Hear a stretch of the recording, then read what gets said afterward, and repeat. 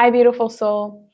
What if the habits that you're most frustrated with, the procrastination, the toxic relationships, the emotional shutdown, the constant cycles of starting and stopping, aren't actually character flaws at all? What if they're actually survival strategies that your nervous system learned a long time ago to protect you from pain? Because for most people, what looks like self sabotage on the outside is actually a form of self protection underneath. And until we understand that difference, healing can feel impossible. Hi, I'm Melanie Hope, and I created this channel to help other women experience true and lasting healing, wholeness, and freedom from trauma using a faith-based approach and the principles and truths that God revealed to me on my own healing and transformation journey.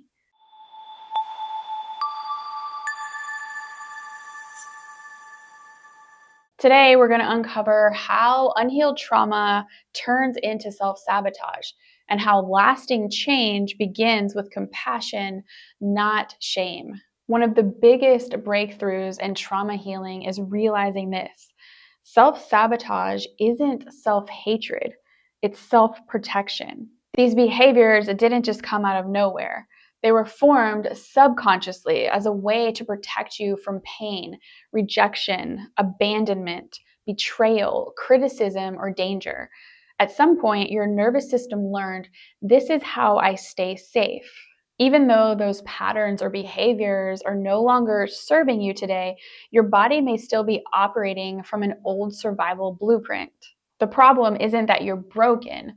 The problem is that your body is responding to yesterday's danger as if it's still happening today. So how does this happen? When trauma occurs, especially without safety, support, or healthy processing, it often creates wounds that eventually become beliefs. Beliefs like, I am not worthy, I am not safe, I am not loved, I am alone. And eventually, over time, these beliefs become the lens through which we see ourselves, others, the world, and even God through. And because your nervous system is designed to protect you, it can begin scanning for anything that might confirm those old wounds. That's why your body reacts before your logical mind has even had time to step in. A simple conversation can feel like rejection. A mistake can feel like failure. A disagreement can feel like abandonment. When survival mode becomes familiar, trauma responses can start to feel like personality traits, but they're not who you are. They're who you became in order to survive. If you've ever wondered, why do I keep doing this even though I know better? You're not alone. Many of these patterns are stored as procedural memories, automatic body-based responses that are housed in your nervous system. They're fast, they're unconscious, and they're driven by one primary goal: to create a felt sense of safety, connection, or dignity. That's why willpower alone isn't enough. You can't shame yourself or others into healing. True and lasting healing requires regulation, awareness, truth, and compassion. So let's gently, without judgment or shame, name some common ways that unhealed trauma can show up as a self-sabotaging behavior. We have neglecting your health or your physical needs, avoiding responsibilities or difficult situations, staying constantly busy so you never have to feel, emotional shutdown, irritability, or explosive anger, repeating unhealthy relationship patterns, over-explaining, people-pleasing, or chronic conflict, financial avoidance or impulsive spending, addictions to food, substances, media, or fantasy, black and white thinking, or repeating the same painful patterns over and over again. If you're recognizing yourself in any of these patterns, just pause for a moment, not to judge yourself, not to criticize yourself, but to just get curious, because awareness is often the first step towards healing. As trauma expert Gabor Mate says, the essence of trauma is disconnection from the self. And I would add that trauma creates disconnection on multiple levels. Not only is it disconnection from yourself, but also disconnection from others and disconnection from God, the very one who created you and loves you and desires to restore what trauma tried to steal, which means healing is ultimately a process of reconnection. Reconnecting with your body, your soul, and your spirit, reconnecting with truth, reconnecting with your identity, reconnecting with God, the one who can make all things new. Your behaviors make a lot more sense when you understand what they were trying to protect you from. The goal isn't to judge these patterns. The goal is to listen to what they're trying to tell you. So, where do you begin? We're going to go over 5 steps that can help you create a foundation for true and lasting change. The first step is to simply notice your self-sabotaging behavior without any judgment. You can ask yourself, what am I trying to protect myself from right now? This is simply where you just notice. You bring curiosity to your behaviors and you try to understand what that behavior might be trying to protect you from. Then you're going to move to step 2, which is to regulate your body. And you're going to do this before you try to solve any problems, because safety is always going to come before insight.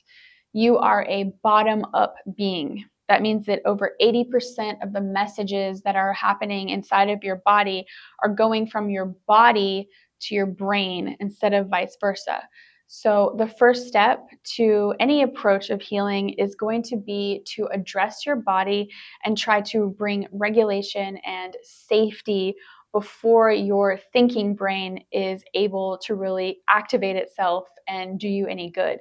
And then you'll move to step 3, which is to identify the core wound that is being activated. Those are the things like, I am not loved, I am not worthy, I am not safe.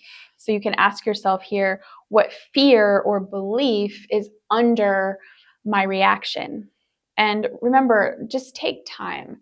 Just sit with yourself. Just pray. Ask God, ask Him for understanding if you're not sure.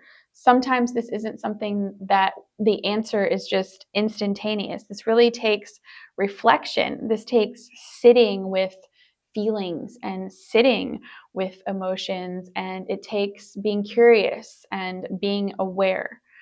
And then once you've identified that core wound, you can move to number 4, which is to offer yourself grace instead of punishment.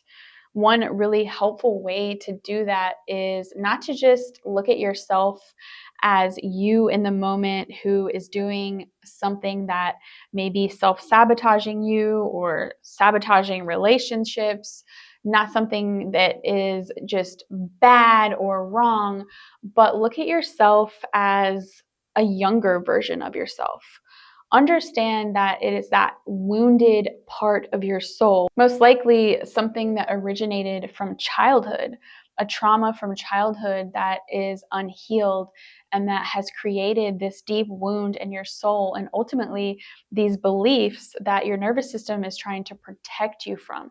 So, if you can look at yourself in that way as a younger version of yourself, it often helps to bring yourself compassion and understanding and not shame and punishment for what you're doing in the present moment. The key here is to understand that these are subconscious patterns, that your brain is not thinking in that moment when you're resorting to these behaviors that ultimately sabotage yourself and relationships with others.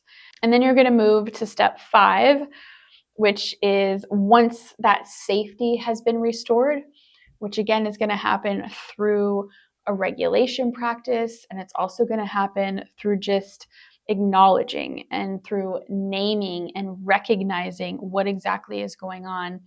You're going to choose a healthier response for the future, one that is aligned with truth.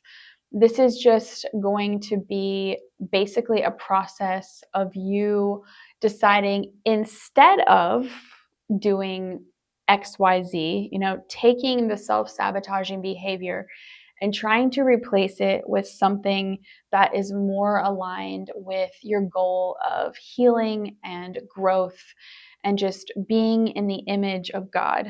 And so this can look like various things, but one of the best things to resort to when you realize that you're being activated, when your nervous system is being triggered, when that trauma response is being triggered, and when one of these core wounds is being triggered, is to turn to a regulating practice of some sort, is to try to bring a felt sense of peace and safety and connection and dignity back to your nervous system. But remember that healing isn't about forcing change.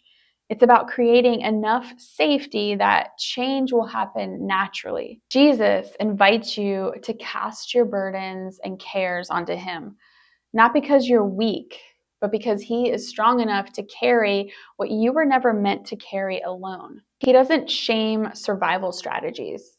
He gently leads you out of them. And healing happens when truth, safety, and love come together.